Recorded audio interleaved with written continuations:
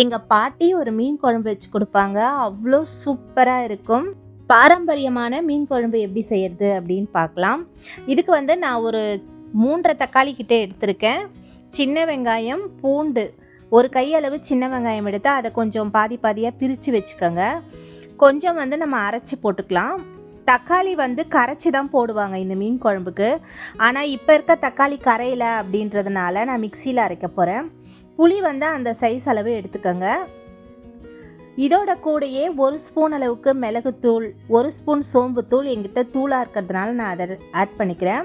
ஒரு கை சின்ன வெங்காயமும் ஒரு 15 பூண்டும் நான் போட்டிருக்கேன். கொஞ்சம் பச்சையாக போட்டிங்கன்னா தான் நல்லாயிருக்கும். எங்கள் பாட்டி தட்டி போடுவாங்க. அது தட்டி போடுறத விட இது மாதிரி அரைச்சி போட்டால் ரொம்ப நல்லாயிருக்கும். இதோட கூடையே கொஞ்சமாக உப்பு, மஞ்சள் பொடி, குழம்பு மிளகாத்தூள் தான் நான் ஆட் பண்ணியிருக்கேன். உங்கள் காரத்துக்கு தகுந்த மாதிரி நீங்கள் ஆட் பண்ணிக்கோங்க. இப்போ கடாயில் எண்ணெய் விட்டு வச்சுருக்கேன். இதில் நான் கொஞ்சமாக கடுகு ஆட் பண்ணிக்கிறேன்.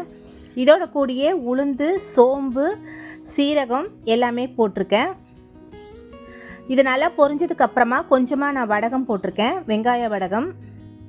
நல்லா வெங்காய வடகம் பொரிஞ்சதுக்கப்புறமா சின்ன வெங்காயமும் பெரிய வெங்காயமும் நறுக்கி வச்சுருந்தோம் பார்த்திங்களா, அதோட கூடையே ஒரு 5 பல் பூண்டு, கொஞ்சம் கருவேப்பிலை, 2 பச்சை மிளகாய் இதையெல்லாம் சேர்த்து ஆட் பண்ணி நல்லா கோல்டன் ப்ரௌனாக வதக்கிக்கோங்க. இது நல்லா வதங்கினதுக்கப்புறமா நம்ம கரைச்சி வச்சுருக்க புளி தண்ணியை ஆட் பண்ணிக்கலாம்.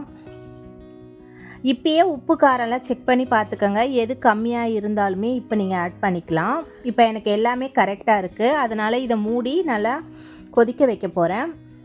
இது ஒரு 5 நிமிஷமாக கொதிச்சிட்ருக்கு. இன்னும் முழுசாக கொதித்து முடிக்கலை. பாருங்கள், நல்லா எண்ணெய் பிரிஞ்சு வந்திருக்கு.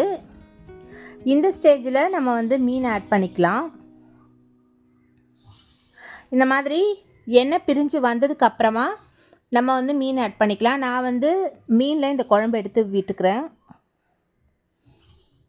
ஏன்னா நம்ம கடாயில் போட்டோன்னா அது வேறு பாத்திரத்துக்கு மாற்றும் போது எடுத்து போட்டோன்னா உடஞ்சிரும். அதனால் நான் அதே பாத்திரத்தில் போட்டு ஒரு 5 நிமிஷம் போல் இதை நல்லா கொதிக்க வச்சுருக்கேன். இது நல்லா 5 நிமிஷம் கொதித்து இறக்குற ஸ்டேஜில் மீனெல்லாம் நல்லா வெந்திருக்கும். மீன் அதிக நேரம் வேகாது. இந்த ஸ்டேஜில் கொஞ்சமாக கருவேப்பிலை, கொத்தமல்லி ஆட் பண்ணிக்கலாம். இப்போ நல்ல குழம்பு பாருங்கள் கொதித்து வந்திருக்கு. இந்த குழம்பு இன்றைக்கி சாப்பிட்றத விட நாளைக்கு சாப்பிட்டிங்கன்னா இன்னுமே சூப்பராக இருக்கும். இதில் நான் கொஞ்சமாக நல்லெண்ணெய் ஆட் பண்ணியிருக்கேன். எப்போவுமே குழம்பு வைக்கும்போது தலையெல்லாம் ஆட் பண்ணி வச்சுக்கோங்க. அப்போ தான் குழம்பு நல்லா டேஸ்டியாக இருக்கும். கண்டிப்பாக நீங்களும் இந்த மீன் குழம்பை ட்ரை பண்ணி பாருங்கள். எப்படி இருந்தது அப்படின்றத கமெண்ட்ஸில் சொல்லுங்கள். தேங்க்யூ.